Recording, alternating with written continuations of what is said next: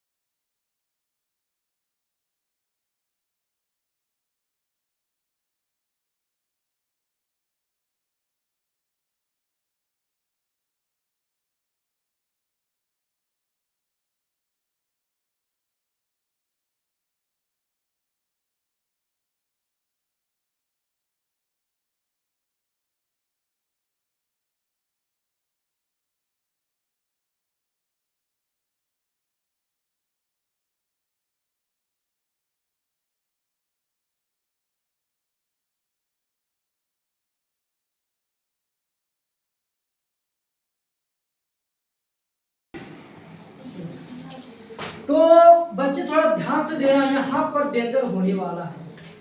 यहाँ से question Bihar board में 12वां क्लास हो या 10वां क्लास हो या इंटर का हो या 9th क्लास का, तो यहाँ से क्वेश्चन पक्का 2 नंबर पूछा ही जाता है।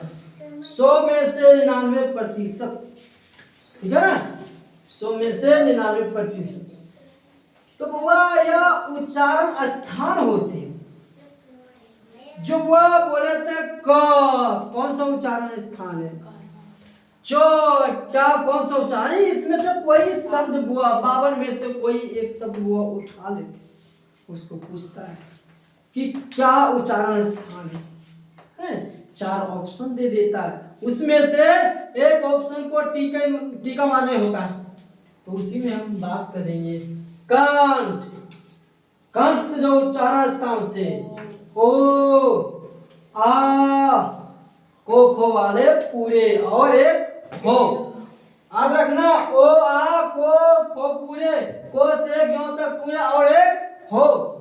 यानी मान के चलो कितने शब्द, 8 शब्द, कितने होगा, 8 शब्द कंठ में, कितने।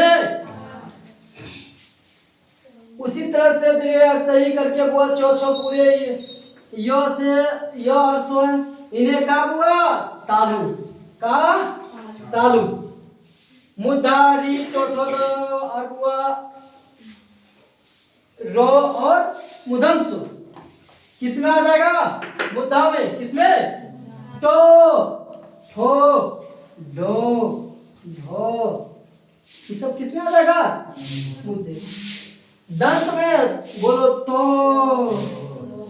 थो, दो, धो, इस सब में किनका उच्चारण स्थान है, तो दंत का।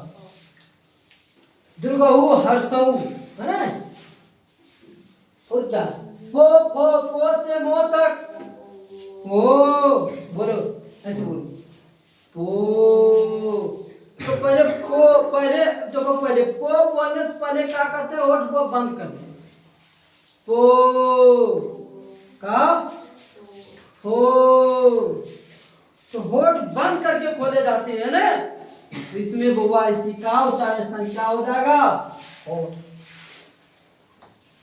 ए आई, तो यह कंठ और तालु, ए कंठ से हुआ स्वर निकलता है, जी तालु सट जाता, जी किसमें सट जाता, तालु, तो इसी के लिए इसको कंठ तालु बोलते हैं, कंठ तालु, है ना। एक आता कंठ होठ, ओ